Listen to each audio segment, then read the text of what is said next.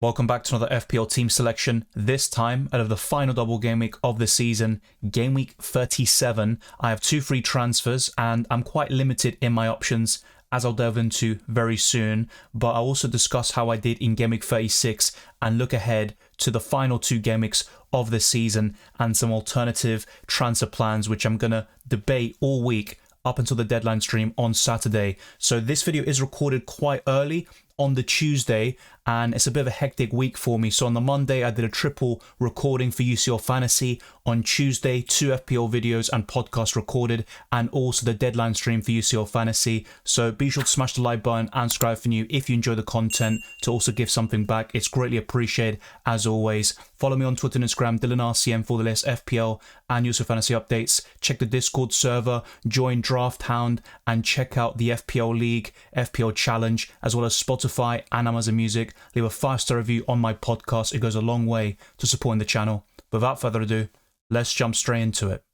I didn't get off to a great start with my selection of goalkeeper, as Petrovic kept the clean sheet on my bench in a 5-0 win over West Ham, whilst Ederson has been an awful acquisition for me on the wild card. Man City kept the clean sheet against Nottingham Forest in game week 35, but Ederson was subbed off due to an injury. He started this game against Wolves, but conceded late on, and that's now 3 points compared to the probable 20 plus I would have gotten from Gvardiol. So a massive swing by going for Ederson over Gvardiol, and that was mainly down to the minutes. I still think Gvardiol could be benched in one of the matches in Double Gameweek 37, but if that's not the case, I might end up regretting that decision greatly. And to be honest, no matter what happens from now until the end of the season, that is already a 50-50 call, which has massively gone the other way. Ederson is still a good goalkeeper for Double Gameweek 37, but undoubtedly the best Double Gameweek goalkeeper is Petrovic with his form and fixtures. Harry Maguire missed out due to injury against Crystal Palace in a 4-0 loss, so Diogo Dalot came in for him and he got 0 points after United got absolutely obliterated. And I never liked this United defensive double up, but that double game week in 37, some good fixtures beforehand like Burnley in game week 35, that's the reason why I went for it. But looking back on it, I think Onana is probably enough coverage, and going for him and then Gvardiol in the defensive line would have been the optimal play for my wildcard team. But having said all of that, Man United are just one of the worst teams defensively in this calendar year. For expected goals conceded, shots conceded, big chances, they are just right in the bottom of all of those lists, alongside the likes of Sheffield United, who are one of the worst Premier League teams of all time. And I still think United could actually turn up against the likes of Arsenal and Newcastle, but they need a massive response, and they are down to the bare bones at the back line, with Maguire, Lisandro Martinez and Varane all currently out, but there is a chance Lisandro could feature in Double Gameweek 37, and they desperately need him. Johnny Evans didn't even properly pass that fitness test, but they had no other option than to start him. He completed that game against Crystal Palace alongside Casemiro, who played out of position and was dribbled past 8 times. So you can't really think of any United players being a good FPL option right now, with the exception of Bruno Fernandes, who missed out, and there were no updates after that Crystal Palace game. So let's see what we get over the next few days, but I think he will be available for Arsenal. My second defender was also disappointing in Dan Burn. Newcastle were 4-0 up on the cusp of a clean sheet, and it was wiped out towards the very end for a consolation goal. So Dan Burn has been another one, very frustrating, but I'm not too surprised because Newcastle have also been right down there in terms of expected goals conceded. There has been an improvement in recent weeks, but they still don't look the same solid defensive unit as last season. And just like Man United, a big part of that is the injuries that Newcastle have had this season. But there was actually one return in my defensive line with Gabriel, and it was quite fortunate, as Bournemouth's goal should have stood in my opinion, and Gabriel did have a goal disallowed, but it was the right decision. He was offside, but it was a shame really. I think it might have been Havertz or somebody else who was offside in the build-up, but that was a great strike. Gabriel got a bonus point despite not playing particularly well. So as you can see, my defensive line was horrific with the exception of Gabriel.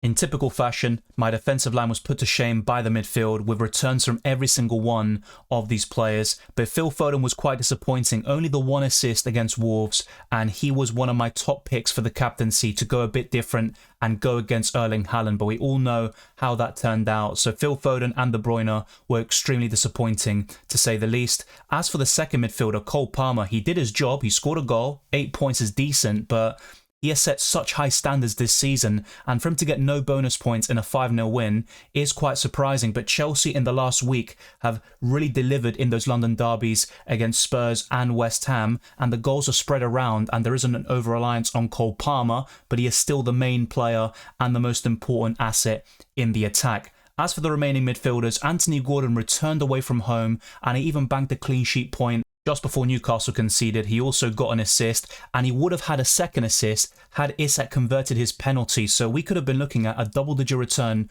away from home for only the second time this season since that demolition job of Sheffield United very early on in this campaign. And I started Gordon over Bruno Fernandes towards the very end of my deadline stream. I just felt that Gordon would return this time round, but in most away games, I typically bench him and only start Gordon in home matches. The final midfielder was Heung-min Son, who was completely anonymous once again, but he scored a late consolation goal just like he did against Arsenal, and Spurs have been absolutely shambolic in recent weeks. That's 4 losses in a row, but Son is still able to churn out some attack and returns here and there, 7 pointers, and I think Game Week 37 and 38 is when Son will really step up and produce some big hauls to round off the season.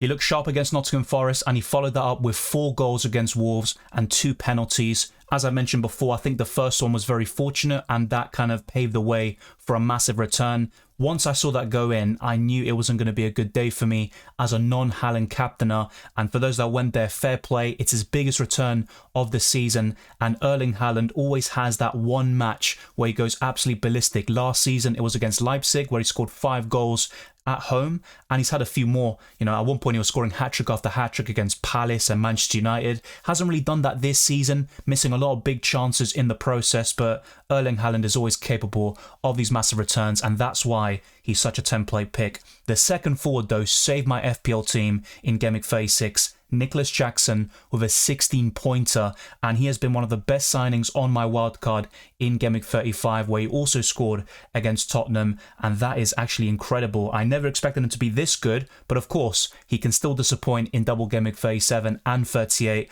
I wouldn't go so far to captain him, but he is in good form, and Chelsea have seemed to turn a corner after that demolition against Arsenal not so long ago, and maybe that was necessary for Chelsea to fine-tune a few details, put Cucurella inverted, and that's gotten the best out of Caicedo. They found something that really works for them. Let's see if they can continue that against Nottingham Forest, Brighton and Bournemouth for the last fixtures of the season. And finally, Isak. He scored and assisted, but only 7 points because he missed a penalty, so that was extremely disappointing. Added on top of that, Gordon would have got the assist if Isak had converted. But either way, the Newcastle players in Gordon and Isak did their job.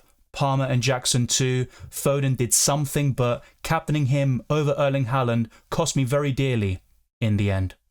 In my opinion, captaining Foden was a good decision and a bad outcome, and for there to be a 16-point swing between him and Haaland, it goes to show that variance can play a big part this season, and Foden has been the best Man City attacker throughout the entire campaign, and only Rodri has been more influential throughout the City ranks. Palmer was my vice anyway, and I did say if I changed the captaincy, it probably would have been to Palmer, which would have gave me a few points, but ultimately, not captaining Haaland has resulted in a red arrow by around 23,000 places, and if I had done so, I'd actually be very close to the top 100k, and then with the bench boost in Game Week 37, I probably would be in it definitively. Now it's going to be more difficult to get into the top 100k, but it's still possible, and I need to nail this bench boost in Game Week 37 and end the season very strongly. My defensive line was atrocious with the exception of the Arsenal defender, which has been very consistent throughout the season. My midfield delivered, everyone got a return, and the same goes for my front three, but the captaincy is so crucial at this stage, and I can't afford to get it wrong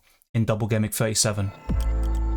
In goal, there's no doubt about this one. Petrovic will be in my squad for the bench boost in Game Week 37, and for me, he's the best goalkeeper in the game on current form, and looking at the fixtures with that double in 37 and a decent home game to round off the campaign against Bournemouth. So I think Petrovic is by far the best way to cover Chelsea defensively, and if you want a Chelsea triple up, Cole Palmer, Jackson and Petrovic are the three you really want to go for. Now, in terms of the defenders, Cucurella and maybe Chalobah are decent, but I still think Petrovic with the saves and the bonus points potential exceeds all of them by quite some margin.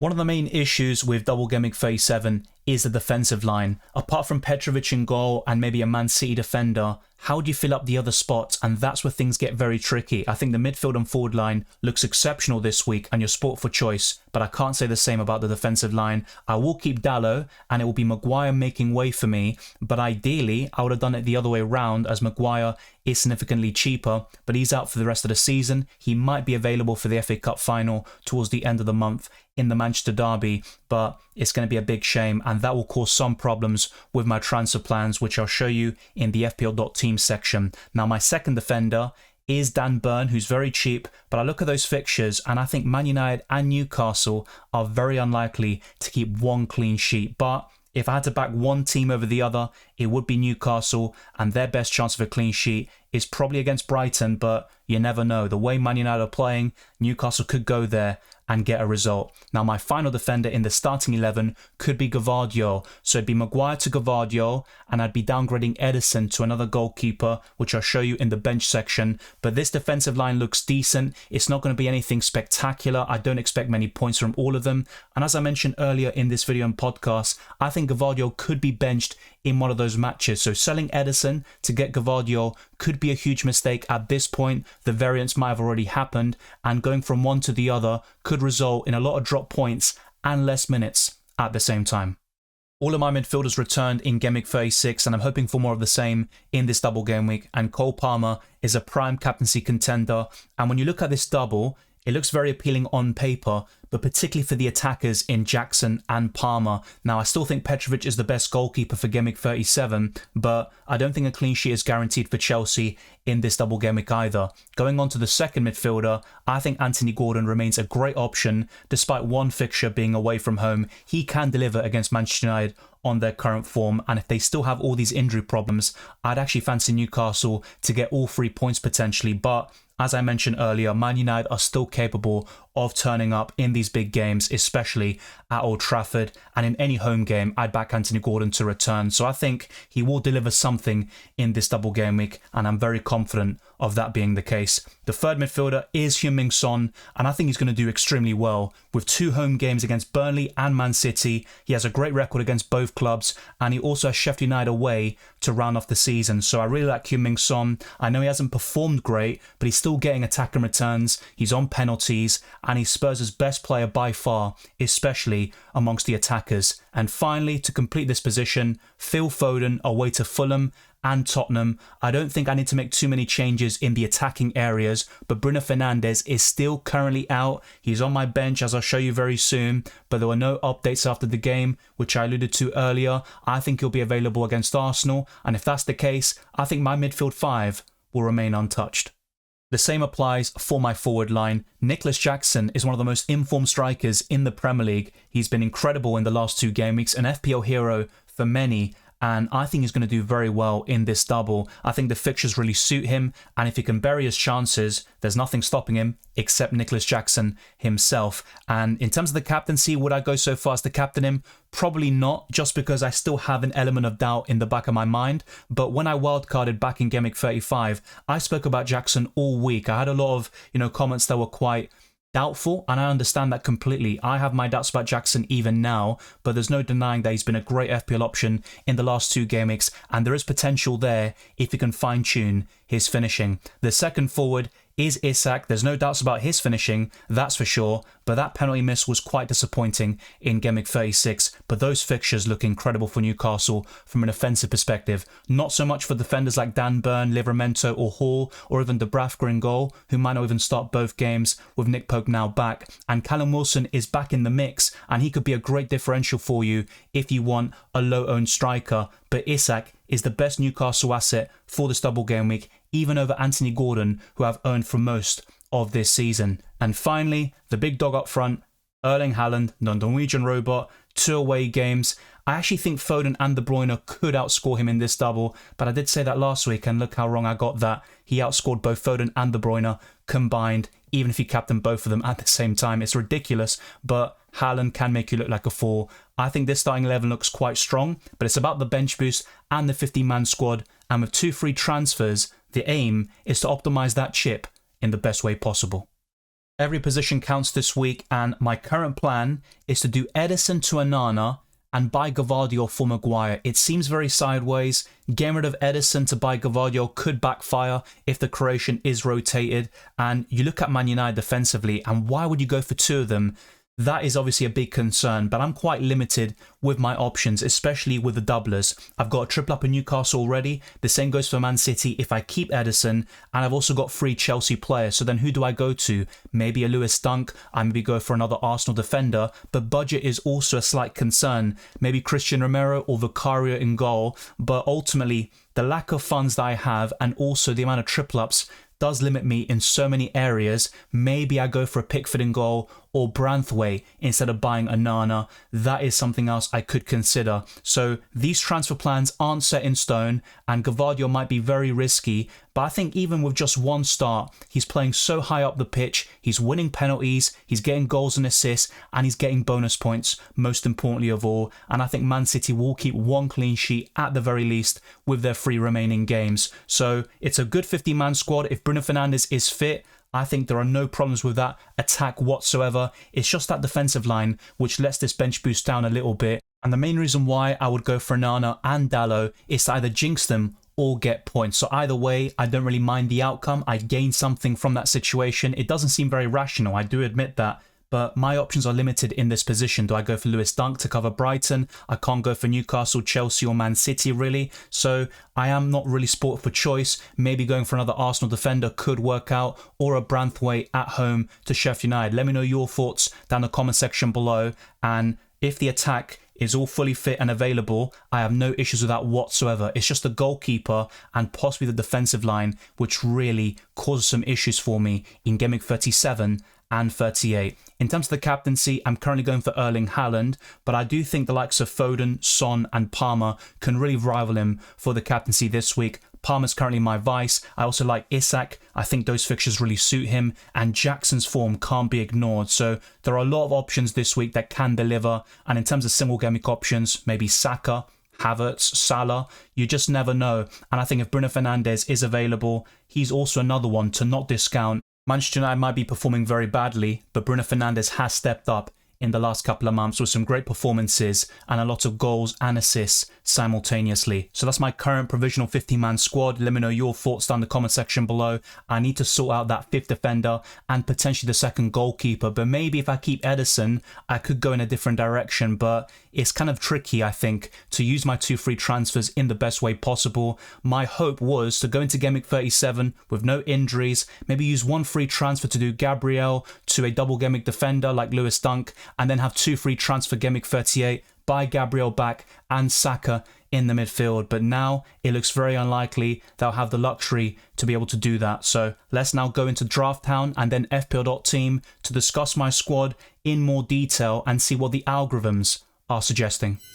Check out the link in the description below for Drafthound. I'd highly recommend it. I've already optimized my team using their algorithm, and they recommend Gordon as the vice captain, and that starting 11 is their preference. Bruno Fernandes is on the bench because of that yellow flag. If that is cleared, the points will be updated, and then there's going to be a big so-called benching dilemma on my hands, but that's not too relevant as I do have the bench boost, and that can also be taken into account with this website. I just add the bench boost there, and the expected points goes up, well, massively. That's almost 150 expected points, despite the yellow flag to Bruno and Harry Maguire having 0 because he's missing out the rest of the season. Drafthound update the points regularly, so always be sure to check it out on a daily basis. And they recommend to buy Gvardiol as well, and to make way by selling the likes of Foden or Ederson. And of course, if you're asking me, I'm going to pick selling Ederson all day long, but buying Gvardiol can be very risky, and Maguire to Gvardiol is a great transfer on paper, but it's about that second move that's really leaving me in a difficult predicament at the moment. And my favourite tool in Drafthound is the player rankings, and for Game Week 37 and 38, their top 5 includes Haaland, Son, Gordon, Isak and Palmer, who are all in my FPL team at the moment without making any transfers whatsoever. So be sure to check out Drafthound. There is a link in the description below. I'd highly recommend you check it out. And let's now move on to fpl.team and discuss my squad for Game Week 38 as well. If I decide to be a madman and buy Onana and Gvardiol for Ederson and Maguire, I would start Petrovic in goal for Game Week 38 at home to Bournemouth, go for a back three of Gvardiol, Gabriel and Pedro Porro, a midfield four of Palmer, Son, Foden and Havertz, who could be my transfer in for Bruno Fernandes, and a front three of Haaland, Isak and Jackson. And that would be the first time I've owned Havertz all season. The bench would include Onana, Gordon, Burn and Diogo Dalot. The expected points is also quite high at 66.3 points, assuming that I go for Erling Haaland as the captain. Now, if I decide to keep Ederson, this is where the issue lies. Who do I sell Maguire to? And I would love to roll the second transfer, have 2 available for Gameweek 38, maybe buy Saka and have 2 or 3 Arsenal players. But it's very difficult for me to get to that situation because by selling Maguire, I have 4.7 million left in the bank and I don't like the options at my disposal. I already have Dan Burn as one example. I can't go to Hall or Livramento because I have Gordon and Isak already. So my options are very limited to say the least. So maybe instead I go to a cheap option like Branthwaite, and that could be the best bet, but I still can't afford the likes of Bukayo Saka, which is a bit of a concern, but I can still go for Kai Havertz potentially. That could work out, but if I were to go for a Saka, it would require another downgrade elsewhere, which is possible, but I just have to think about that by the time we get to Gameweek 38. This is all provisional, of course, and in the end, I might keep Ederson, not buy Gvardiol, and instead focus on replacing Maguire and keeping the rest exactly the same as it is. Let me know your thoughts down in the comment section below, and thank you very much for watching this video and listening to this podcast. If you enjoyed it or found it useful, then be sure to smash the like button and subscribe if you're new. Let's try to get this video to over 200 likes and let's keep on pushing towards 25k subscribers and beyond. You guys follow me on Twitter and Instagram, DylanRCM, and check all the other links in the description below for my Patreon, the Championships Discord server, FPL League, FPL Challenge, Drafthound, as well as Spotify and Amazon Music. Leave a 5-star review on my podcast. It goes a long way to supporting the channel. I wish you all the best of luck for Double Gameweek 37 and the rest of the season, and I'll see you next time.